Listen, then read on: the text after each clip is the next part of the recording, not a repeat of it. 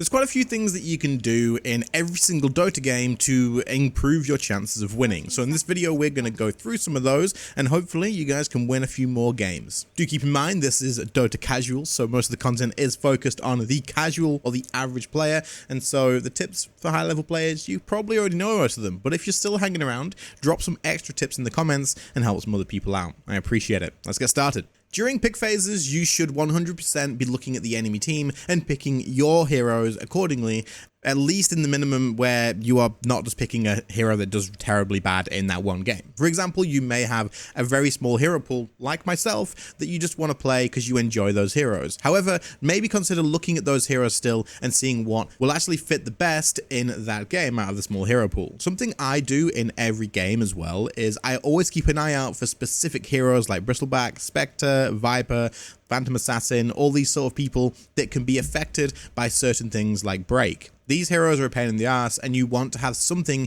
to deal with them. Consider what the enemy has and just think, what does my team need to be able to deal with this hero? Who's going to be the main problem and how do we deal with it? If I was up against a Bristleback, I would probably pick someone who can carry a Silver Edge, or I would pick a hero like Viper that has built-in break anyway. Or if I was up against a Viper, I would consider that he could probably be mid and I'm going to be playing mid, so I need to pick someone who can stand up to that hero and not just get completely stomped. In this case, I would probably pick, like, I don't know, a Death Prophet or something like that. Don't put yourself in situations where you're going to be going up against like a Viper mid and you have, like, I don't know, a Meepo, someone who's just not going to do well against that hero, and you just don't want to be in that matchup. So still take a look and always consider what the enemy hero does have, and just think, like, what's going to be better for me in this situation, rather than, hey, I just want to pick this one hero and I'm going to play it no matter what. That's still good, and you should spam heroes to get good at them, but do consider what your team needs and pick accordingly.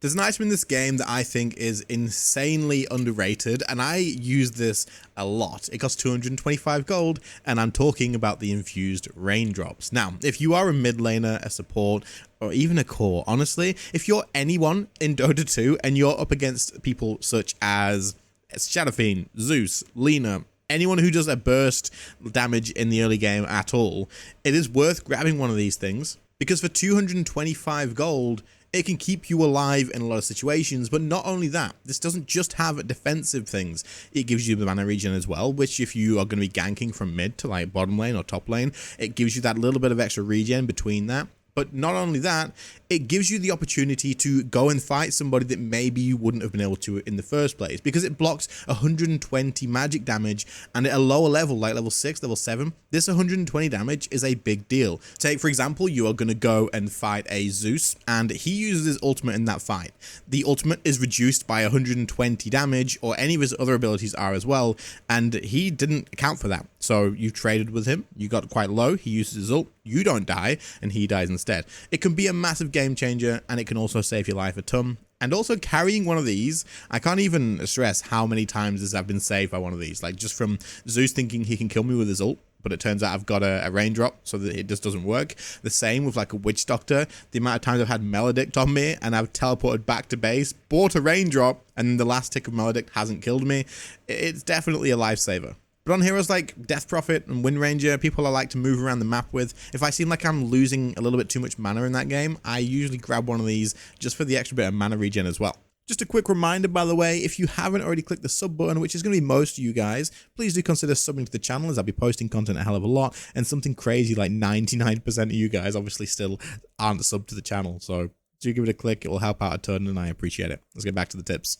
One of the best habits in the game to get into, in my opinion, is to carry more than one teleport scroll with you at all times. First of all, always have a teleport scroll with you anyway, because it's just definitely worth having one for any reason. If you need TP to save someone, TP to escape from someone, TP just to get out on the map, see some farm somewhere. But having two just removes that chance that you forget that you TP away and then you need to fly another one out to you. But if you have two, you don't need to worry about it. You've got it and you fly another one out at any point, and then by the time it's come off cooldown again, you're good to go, and you know you've always got a TP.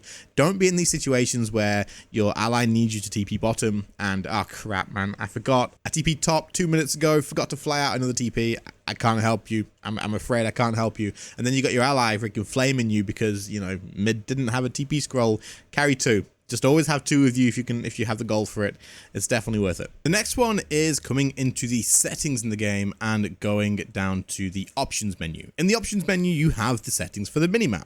In here, you want to make sure that you have use alt to show hero icons ticked, and then also have the invert alt toggle option ticked as well. This way, it'll show on your minimap hero faces or hero icons rather than just the random little colors or the hero names. This is so much easier in like to see who's trying to gank you or who's where. Because if you just see a color on the map, you see pink on the map, right? And you're like, oh shit, who's pink? And then you got to look at the top and like, okay, pink is like nature's prophet or something. Whereas if you can see them directly on the map, you know who is there straight away. This is just a better way to get information. I don't understand why you would have any other way. So there you go. Change this to this. It's a lot better. This one I can't stress enough, and it costs a lot of people a lot of MMR, and it costs a lot of people a lot of games, and it costs a lot of people a lot of frustration. If there is enemies in the enemy team, which it's always gonna happen, what the frick, that have invisibility. If they have invisibility at all, if they have a glimmer cape, if they have a shadow blade, if they just have an invisibility hero, please, for the love of Jesus freaking Christ, carry some dust, please. It's not that difficult. If you're a core, you don't have an excuse. Carry some dust. In fact, cores, guys, you're the worst. You guys should have dust more than freaking supports, maybe.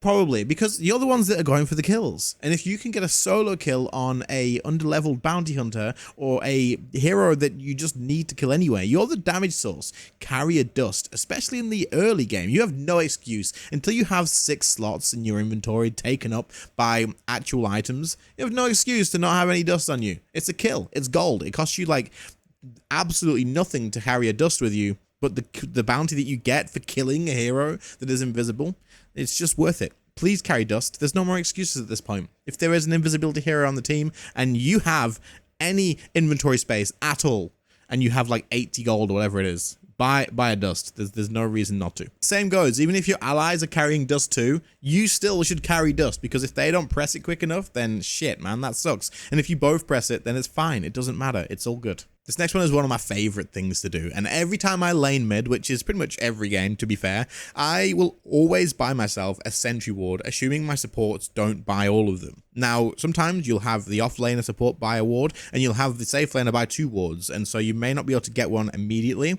but as soon as it comes back in stock, grab one anyway. Even though you're the mid laner, grab that ward, because 9 times out of 10, I swear to you, it's so common, they will have a ward in mid. It makes laning mid so much better to have an observer ward. Now, if you buy a sentry, yes, that's going to cost you gold, but de-warding that observer is worth the gold, because you're going to get more out of it. And not only that, you're taking away their mid lane like vision. That's the rune control. It's the safety, so they feel like they can't even like go past the river anymore because they don't know if they're going to get ganked, or if they do, it's a risk and your supports can come in.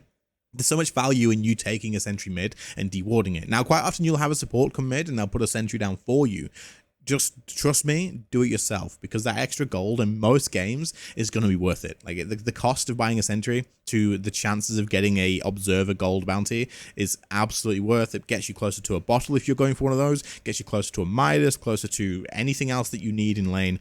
It's just worth in every single way. And also don't forget that like at 5 minutes, if you've put an observer down at the beginning of the game, you're going to want another one by 5 minutes. So to make sure that you have a ward up ready for when the 6-minute rune spawns. And also just to make sure you have vision anyway for the nighttime and just in general. Make sure you have a ward up or buy another ward by the 5-minute mark too, so you can chuck it down. They're free. Observers are free. Buy one. Make sure that you've got vision. These are just a few things that you should be doing in every single game, in my opinion, and you should be taking advantage of these. These are practices that I make sure I do every single game too, whenever I can. Like, obviously, still make mistakes, but whenever I can do this, these are the things that I focus on a lot, and they help a ton. They make a big difference, and you can feel the difference that the actual thing has on impact in the game too. So make sure you're taking advantage of these if you don't, and it's fine if you're doing like 3 of them, 4 of them. Like, just remember to do them, every single one of them. Just do them all. Don't just do them. Trust me, it's very little things, very simple things, but just keep an eye out. I guarantee sometimes you can like, I thought I did. Yeah, I was thinking when watching this video that I always do this, and then you're looking at your inventory and you don't have a TP, or you didn't get an observer for mid or anything like this. It's worth it. Get on it. Otherwise, I hope you all enjoyed. Sub to the channel if you are new, and I'll catch you in the next one.